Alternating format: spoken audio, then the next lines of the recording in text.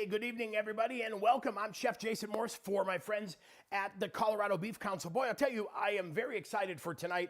I've been doing the beef lives for quite a while, and in every live, we always talk about, hey, to find local beef, head over to cobeef.com for the Colorado Beef Locator Map. And tonight, we are going to talk about local beef from a local rancher, which is really, really cool. So thank you for joining us.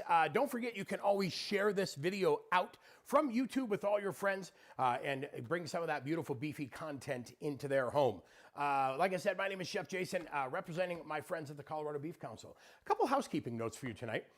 Be sure to head over to cobeef.com. That is the Colorado Beef Council website. And over at cobeef.com, you will find everything you need to know about Colorado beef, beef quality assurance. You will see a lot of cool things and the beef locator map that will show you how to find amazing Colorado beef for your fridges, freezers, and bellies. As always, a big, huge thanks to all of our Colorado ranchers and producers for their support of the Beef Council and their support of me coming on to do our live events. I'll tell you, it's super cold out in Colorado right now, and I know a lot of my rancher friends have been posting on their Facebook pages, just what they're doing to take care of their herds, and it's very honorable and noble profession they do, raising critters for the rest of us. I'm very fortunate to call a lot of ranchers my friends, and I've enjoyed beef from a lot of Colorado ranchers. I've enjoyed beef from the Weathers farms, whether it was Hereford or Angus, LMT cattle, some Hereford as well, Crocet, Red Angus, those beautiful Red Angus animals. And tonight, we're going to be talking about the Ochsner Tender Raised Beef program. This is limousine beef, which is very cool because limousine are built a little bit differently. They have lower fat because kind of the way their muscles are built. They have a finer muscle fiber, which definitely contributes to tenderness.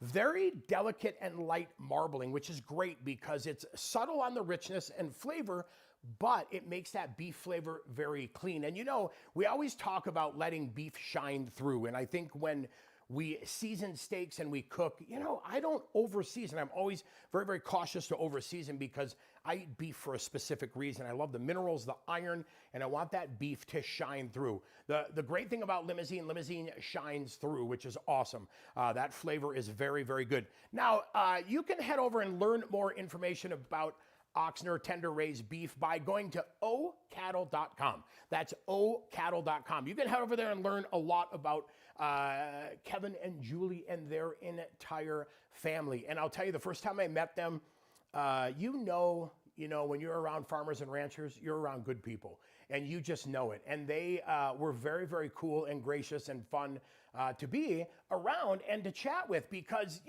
chefs don't always know everything, and it's great to embrace that learning and to hang out with people who make you a little bit better, right, at what you do. So I had a chance to meet them and talk a little bit about beef because we were doing the FFA meet and greet event where we were showcasing Colorado beef, and we were honored to be able to get their beef for our event. And I picked kebab meat, I picked some ground beef, and then I also picked chuck roast because chuck roast is always good. It gives you a lot of things that you can do with it, and we'll talk through all of those as well. So to find more information about local beef, be sure to go to cobeef.com.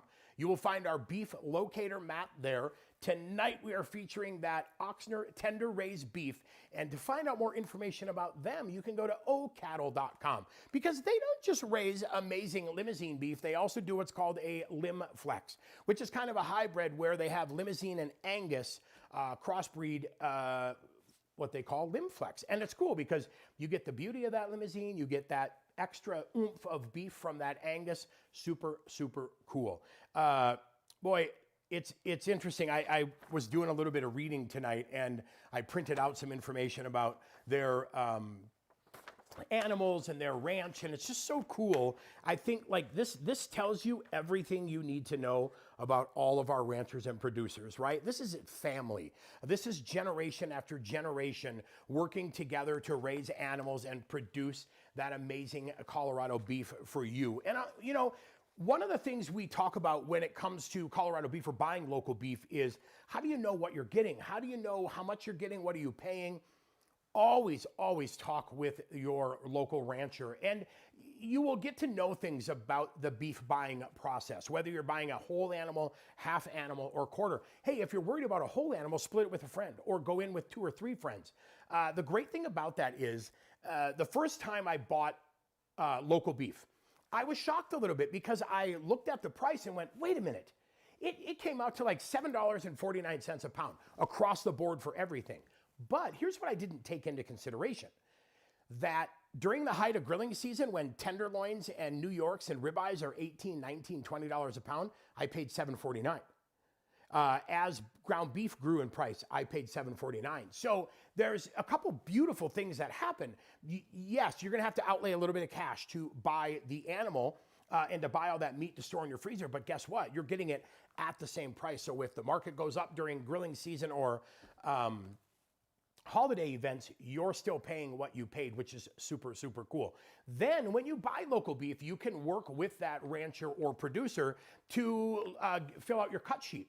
And that cut sheet is gonna tell you, hey, if you're getting a quarter, you're gonna get this many cuts, a half, you're gonna get this, and a whole animal, you're gonna get this. You're going to get stew meat, you're gonna get Swiss steak, you're gonna get roasts, you're gonna get steaks, you're gonna get ground beef. And I know everybody goes, wow, it's a lot of ground beef. Listen, when you look at ground beef, you could make burgers, smash burgers, chili, taco meat, meatballs. You can do a million things with ground beef. So consider it a blessing that you're going to get some extra ground beef to have in your freezer when you need it. Filling out the cut sheet can be a little bit daunting if you haven't done it before, but be sure to ask the rancher that you're working with, and they can guide you through some of the popular cuts and some of the things that people tend to get.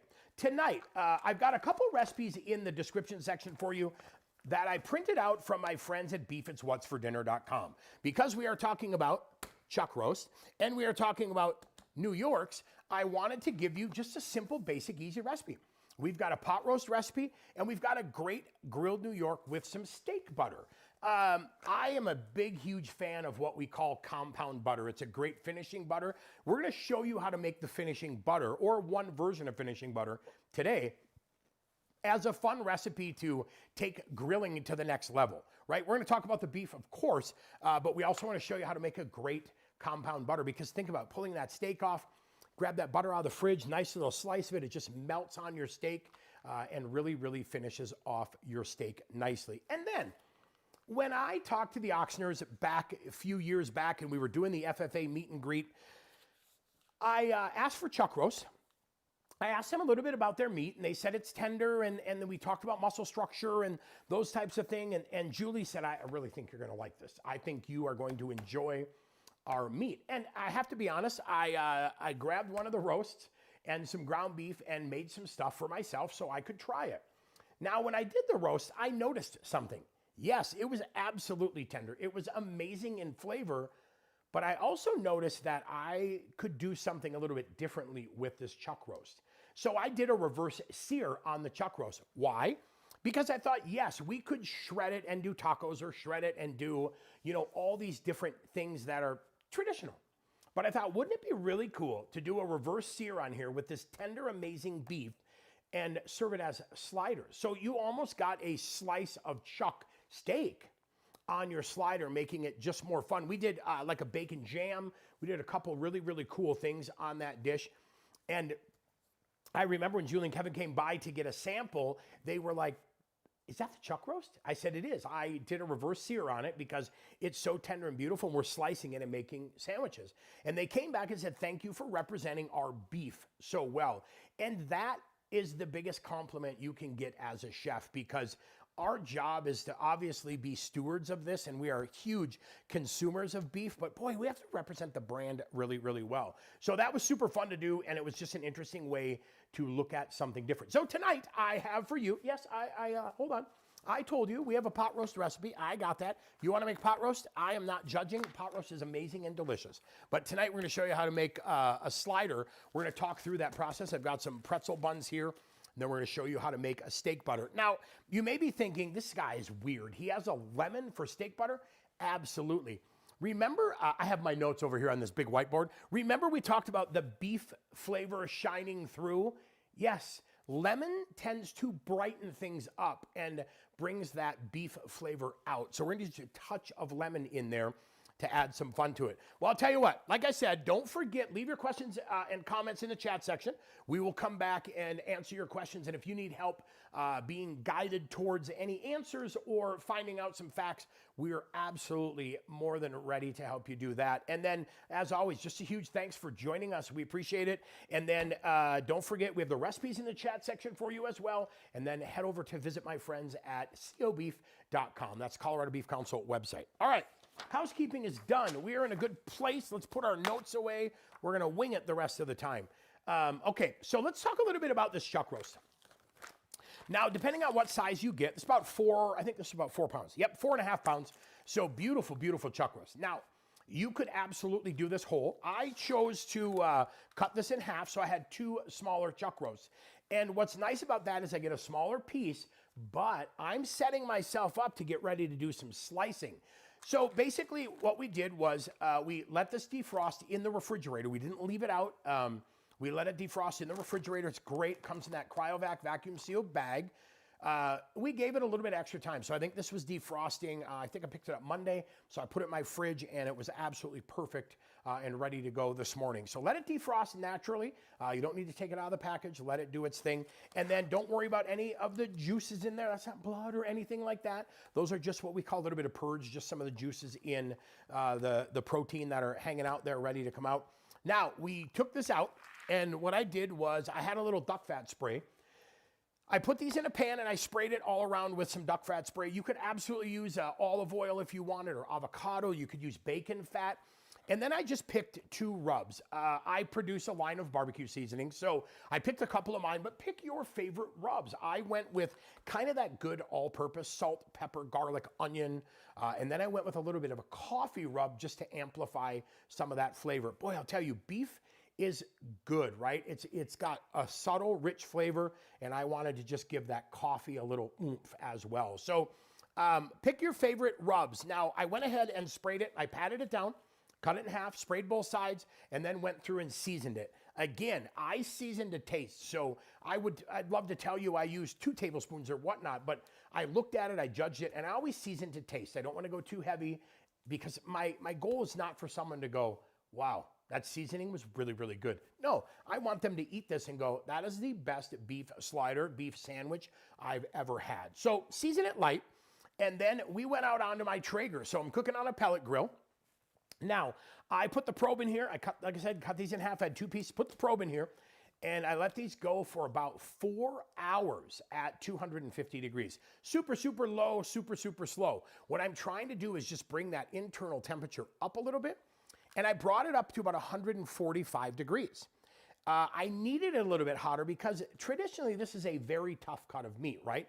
But because the limousine animal is different, this actually is a lot more tender than you would expect. So I brought it up to about 145, and then I turned my Traeger up to 500 degrees, and I seared it for about 3 minutes aside just to get some caramelization or Maillard, get that meat protein just getting bronzed and beautiful.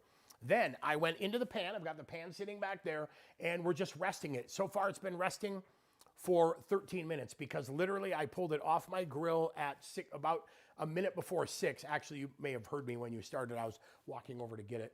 So it's been resting now about 14 minutes. So we're going to let it sit for a couple more before we get into it. But super, super easy. So about 4 hours of smoke at I think it was at 225. Actually. So about 4 hours of smoke, and then I juiced it up to 500 degrees to get a good sear on here and treat that beef nicely. So we have that beef resting and doing its thing. Now, look at this. When you look at that beef, amazing marbling, but like we talked about, it is going to be light marbling, a little bit more delicate. Lean beef is a super cool thing. There's about 33 cuts of lean beef on the animal. And as we get older, and I'm noticing as I age, I'm definitely transitioning out of the heavier fat items like ribeyes. I just can't tolerate it. So I am leaning more towards lean beef. And I love New York's for that purpose. I also really, really enjoy a filet mignon for that purpose as well, or roasting a whole tenderloin. So if you look at these steaks, beautiful cut. Really nice marbling, super, super tender. What I also like too is when they processed it, they trimmed off some of that tail, which New Yorks normally have a little bit of a tail. So that was nice to get that tail off. But again, beautiful steaks, really, really nice marbling. I took these out of the freezer as well to let them defrost in my refrigerator. Here's a couple common misconceptions that I hear a lot when it comes to beef. I do hear a lot of chefs on TV say, hey, I want to pull the beef out of my refrigerator. I want to let it sit on the counter and let it warm up to room temperature. I'm not a room temperature warming up kind of guy. All I want to do is take the chill off the steak. If you let a steak warm up from 34 degrees in your refrigerator to 68 or 70 degrees in your house, you're gonna be waiting for a little while. So what I like to do is just take a little bit of the chill off of it. So I pulled these guys at about 37. I'll let them sit for about a half hour just to bring that in temperature of the meat up. 5 degrees. I don't care if it's 5 degrees, 10 degrees. Imagine you walk out the front door tonight in a sleeveless t-shirt to go get the mail. And the minute you hit that cold, you are like freezing. Well, your muscles are tensed up and you're bound up a little bit. And that's what the steak is gonna feel like. So I like to let it just sit for a little bit, half hour max, just to soften it. So it has a chance to relax. It has a chance to just do its thing. And I feel like a relaxed muscle cooks much, and eats much differently. So we'll take these guys out of the package. Now, one of the things you can do is definitely pat them down, but I'm not going to. There's just a little bit of juice in here. There's not a lot, but I'm not going to pat them down. Look at that. Isn't that beautiful? I mean, it looks beautiful, smells incredible. I mean, fresh beef from a rancher is unlike anything you will ever eat. It is incredible. So go ahead and flip that over there and we'll get those guys set. Now, we're going to pick a seasoning, and like I said, I picked my couple of my seasonings here for the chuck. We're just going to use one of them for the steak. Now, I'm not going to put a binder on here. I'm not going to put any fat on here. I may lightly oil my grill, but I'm not going to put any fat on here. And then what we always say is season as light or as heavy as you prefer. So you can take a little pinch, you can sprinkle it on however you want, but I just want a little bit of that rub to get in there and start working. I did it again. Start working a little bit of its magic, right? Then I'll just pat it down here quick, and then let's get that stuff used up because we accidentally spilled too much. All right, and then wipe our hand off here. And you can go this way too. Just go light. Again, I don't want someone to go, wow, what an amazing rub. No, I want them to go, oh, that steak was incredible. I feel like we all eat steak for a different reason.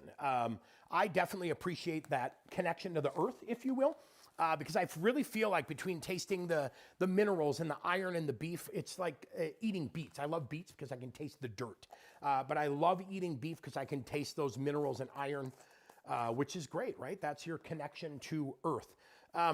So I'll let these sit for just a little bit and maybe while my grill preheats. Now, you can do these any way you prefer. Let me double check the weights on these just so I didn't look at that real quick. So we're 1.8 pounds. So we're, almost a pound each on these steaks, which is great.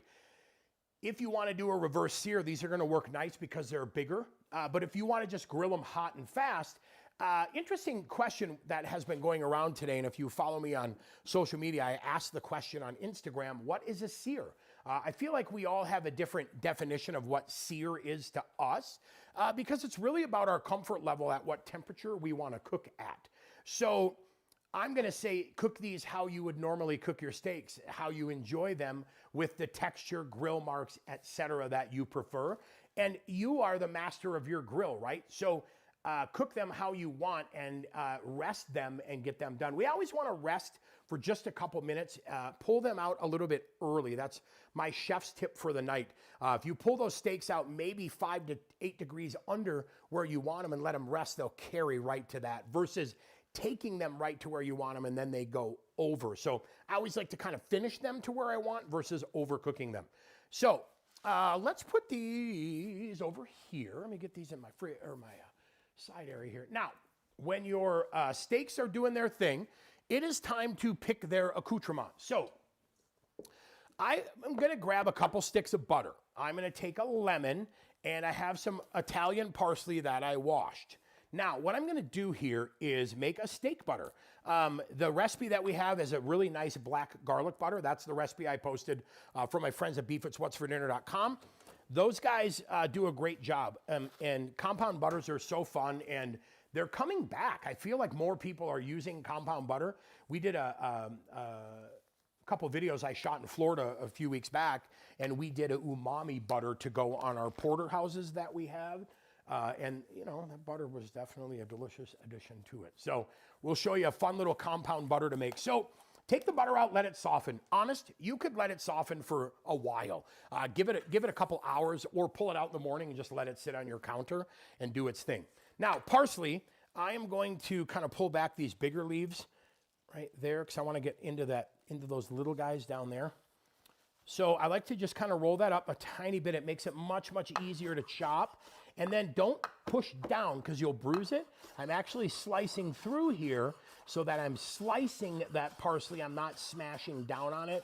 You want it to be bright and green and beautiful, not smashed down and bruised where it starts to discolor a little bit.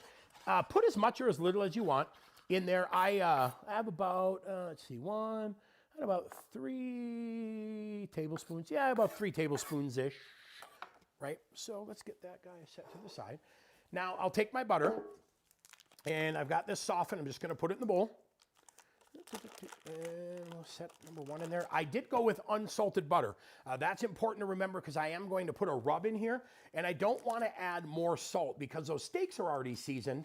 And one of the things you don't want to do is put salt on top of salt, and all of a sudden, wow, that's a really salty steak. So I did go with unsalted butter. And hey, if you know a local dairy farmer that makes butter, I mean, come on, let's keep it even more local and get your butter from a dairy farmer. All right, check it out. Butter's in the bowl. I'm going to add my parsley that I've roughly chopped, and we'll get all that out of here. I always joke, you paid for it, you might as well use it, right? So let's use that, except we'll get this guy up here. All right. Let's set that one there too. Next, we have our lemon. Here's what I like to do on the lemons. I like to just roll them a little bit on the cutting board. It kind of breaks up some of those cells. It releases just a little bit more of the lemon juice, which is what we want. Oh yeah, and you can feel it's definitely squishier. Then I'll cut just a little bit of that part here. Now, there are seeds in here, so what I'll do is actually go through my hand, and I'm going to do about a teaspoon of lemon juice, just a little bit, all right? And there weren't any seeds in there, so I caught them in my hand, which was nice. All right, set this to the side, and let's see what else we want to put in here. Yeah, we're going to add a little bit, super easy. Now, you could make this very simple. Salt and pepper would be great. I'm going to use a little bit of rub-a-dub. That's kind of my all-purpose rub. And I'm probably going to put about a teaspoon and a half just to be safe. I don't want to overdo it. And then I was going to see if I had some Worcestershire. I was in a class the other day, and there was an English gentleman who said I was pronouncing it wrong. So I don't have any Worcestershire. Oh, yes, I do, right here. So I'm going to add a couple drops of Worcestershire because that definitely amplifies that umami. Umami is that, you know, when you eat a nice, big, fat, juicy cut of meat and your eyes roll back in your head, umami. So add a couple little drops of that in there. All right. Now, I'm going to grab a rubber spatula right here, and we'll just start smashing that butter down. I'll show you here in a second. Let me just get a couple of these guys done. It's, I literally let this stuff soften almost all day, but I had to turn my heat off because it makes a lot of noise, and if I have the heat on, you won't be able to hear me. So let me just break this up. But basically what I'm doing, as you can see there, is I'm just going to go ahead and smash that butter and start getting everything fully incorporated and mixed up in there really nice. And the more I work it, the more it will come together. And hey, let's say you forget to pull the butter out ahead of time. You're like, now what am I going to do? Just get in there with your hands. Just get in there and get it all mixed up and get everything you need in one place. Let's get all this butter mixed. We're getting that lemon juice in there. We're getting that Worcestershire in there. We're getting our seasoning in there. all that good stuff. And then once you have it about 80% mixed, I say about because I really like when there's some dark butter and light butter. It just adds a little more contrast to it. Go ahead and just get it mixed up, all right? And you have a nice little pile of compound butter like that. But let me show you another fun little chef trick here. Let's get these off my hands, my glove change here. All right. We're going to show you a fun way that you can make it look a little fancier if you want to make it look fancy. So let's take a little bit of plastic wrap, and we'll set that over here. Now, you could use salted butter. Let's say you're thinking to yourself, you know what? This guy's crazy. I just want to use salted butter. Absolutely. Put a little bit of salted butter on there. It'll work out great. But I like adding some different flavors. I think compound butters are super, super fun. So I always like to do just a little different, add just a little bit of flavor. You get that beautiful beef, you get that subtle richness, you get that really nice, clean beef flavor, and then all of a sudden you get like this, wait, what is that? It's kind of that unexpected. Now, what I will do is I'm gonna take that and kind of just push it down into a smaller cylinder like that, okay? Then, here's what I'm gonna do. I'm gonna roll this guy up in the plastic wrap, like that. And then I'm just gonna go through and twist these in opposite directions here. And once I have that, then I'll go through and roll it again so it's nice and even. Again, right, everybody eats with their eyes, right? Instagram, your phone eats first kind of deal. So I wanna just roll it so it's nice and smooth, and then I'll get that set, and look at that. I have a fun little log. So what I'll do now is just set that back in my refrigerator and let that go, and done. You can absolutely just chill it for a little bit so that it's not 100% rock hard, because then it will probably take a little bit longer for it to melt on your steak. So if you want to just cool it off a little bit or put some chill on it, you can absolutely do that, and that will work out nicely. So let's leave that. That one is done. Let's talk a little bit about the chuck roasts that we've got here, all right? Hey, and don't forget, too, the chat is open, so if you have any questions, throw them in the chat. I can see what we're doing up here. I got a big monitor in front of me that lets me see what is going on. Oh, it smells so good. So, again, we cooked this on the Traeger, about 4 hours of smoke time, and then we turned that Traeger up to 500 and gave it a really nice sear at the end. And look at that. 2 beautiful pieces of chuck roast. Again, I'm not shredding it. I didn't wrap it in foil. I didn't cook it until it was falling apart. Nope. I left it with some structure. Oh, it smells incredible too. I left it with some structure, but I gave it a nice reverse sear because that meat is so tender that I didn't want to take away from that. And then pick your favorite. I know usually when you talk about smokers, everybody asks what pellets do you use, and I always say pick your favorite pellet. It really depends on what you like to cook with. Hi, Sally Miller. Good to see you. Sally is with Crocent Red Angus, and I'll tell you what, beautiful animals. Their bulls are beautiful. Their mamas are beautiful as well. And Sally's a Traeger cooker as well. So pick your favorite pellet. Definitely, I went easy on this. I did a little blend of apple and cherry just to keep it very, very mellow. Mesquite and hickory may overpower it a little bit, so we're trying to just play that whole, like, beef shines through, if you will. All right, so let me find my knife. Okay, here we go. Now, we'll just go ahead and cut that into that, and you can see, look at that beautiful smoke ring on there. Everybody see that? I'm going to hold that up for just a second there. I mean, that's not bad at all. Hickory or a triple blend tend to be the go-to for Sally. I like it. Man. Really, really nice there. So, let's do this. Shred these guys nice and thin. Oh, man. I know. I shouldn't be chewing while I'm talking to you, but I can't help it because it smells amazing and I want to eat. So, all right. Now, we've got some pretzel buns here, just some sliders. I was trying to keep it super, super simple and had something fun to go with. And look at that right there. That is it. Now, hold on. I'm going to show you a little bit. Here's a quick little behind the scenes. I had to take some pictures of this, right? because, you know, we gotta brag about our ranch that we worked with to get some meat today. And that is super awesome. All right, so we got a picture for Instagram. We got a picture for Facebook. So what I'm going to do on these now is I'm just going to go through here and take a few slices, just like we did at the FFA Foundation meet and greet event. I've successfully been peddling beef, not peddling beef. I've been with the beef industry for almost all of those that I have been to. One year, I think I worked with pork. But I've been with beef for almost all of those. Look at that. I mean, look at how tender that is. Isn't that crazy? That is chuck roast, right? One of the most hardest, firmest cuts of beef to cook. But look at how nice and tender that is. Absolutely just beautiful, beautiful. So there's your slider. And now you could do anything you want. You want to put a little butter on there? Put a little butter on your slider. A little barbecue sauce? Oh, yeah. You can put barbecue sauce on there if you want. Here's some sugar lips from Traeger. Hit it with a little bit of sugar lips on there. Little sweet, little heat. But look at that. We found another way to utilize that chuck roast. So what's really cool about that, if you think, is maybe you bought a half or a whole animal or a quarter and you're like, man, what do I do with the roasts? Think of non-traditional things. Beef knuckles. Oh, absolutely some of the best deli meat I've ever had was beef knuckle. Absolutely fantastic. But now we took that chuck roast and turned it into something other than shredding it for pot roast. Now, look what I have left.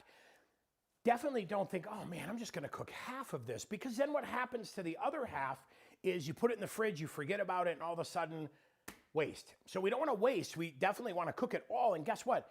If this is cooked, I'm going to utilize it, right? Maybe you pack breakfast or lunch for your spouse or one of your ranch hands or somebody that's heading out for the day to do some work. Hey, pack me a couple sandwiches and leave them on the seat of my truck, and I'm not unhappy about that at all.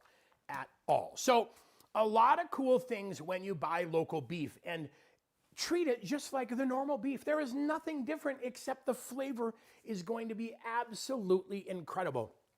And when you work with a local rancher and producer, you'll get the opportunity to ask all those questions. What breed is the animal? How does it eat? What is the texture? What is the flavor? What do you get when a quarter or a half or a whole? And there's so much. It's crazy, right? When you go into the grocery store, and yes, I understand, we all go to the grocery store and buy products and buy beef. We do it. But when you work with a rancher, you know the story, you know the connection, you know the family, and it's super cool to know the face behind the animals. I'm friends with most of the Ochsner family from Ochsner Tender Raised Beef. I'm friends with most of them on Facebook, and it's just fun to watch a day in the life. I was out of town and busy, and I did not get to the stock show this year, but I felt like I was there because I got to see all my friends that were going through the stock show. And the cool thing about the stock show is, guess what? It's all downstairs. It's not all the fun and things upstairs. It's the real world downstairs. So it was great to see in the pens and to see all that cool stuff. So a lot of fun things here at Colorado Beef Council. Like I've always said, be sure to head over to cobeef.com. That's the Colorado Beef Council website.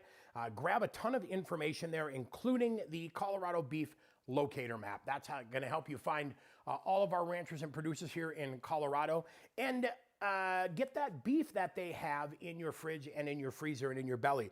I'm excited that we are doing our first of what's going to be many rancher and producer showcases, if you will, because, man, I love these guys a ton. They're super fun to hang out with. They're just great people. And I am proud to be able to brag on the amazing things that they do and the wonderful products that they raise, because, yeah, sometimes they're just out there doing their work, and I'm glad to be that person that gets to showcase that. So hope you had a lot of fun today. Hope you enjoyed these things. Like I said, I have a couple fun recipes that I have in the chat description section for you. Grab those and download those. But don't forget, steak butter. Great way to finish those at beautiful New York steaks. And there's also a good black garlic butter recipe on there as well. And then, yes, I know those chuck roasts are good for a pot roast. I get it, and we're in the middle of winter here, and it's pot roast season. But, yeah, we made some sliders tonight, and that's my dinner for the evening, and I'm not angry about that decision at all. So Hey, once again, I'm Chef Jason for my friends at the Colorado Beef Council. Stay tuned and join us again in February because we are kicking off Heart Healthy Month. So we're going to talk more about those lean cuts of beef. And the cool part about it is when you talk heart health and you talk diet and all of those things, beef can still absolutely and should absolutely fit in as a part of that, because that protein, those minerals, the iron, everything you need is going to come in that protein-packed, beautiful, beautiful beef right there. So we're going to show you some fun ways to be heart healthy, eat some beef, support local beef, all that good stuff. So join us again in February. And then in March, it is, what did I hear? Jesse said it's going to be student athlete March Madness. So we're going to do March Madness, but we're going to talk about student athletes because, you know, you got to feed your kids, and we want to make sure that we show you some really cool ways to feed them to satisfy their protein needs and also give them a really, really good meal as well. So a lot of cool stuff coming up. So don't forget to share this video with your friends. Follow Colorado Beef Council YouTube channel and subscribe. Sign up for those reminders when we have our live events, and then follow on social media as well, Facebook and Instagram.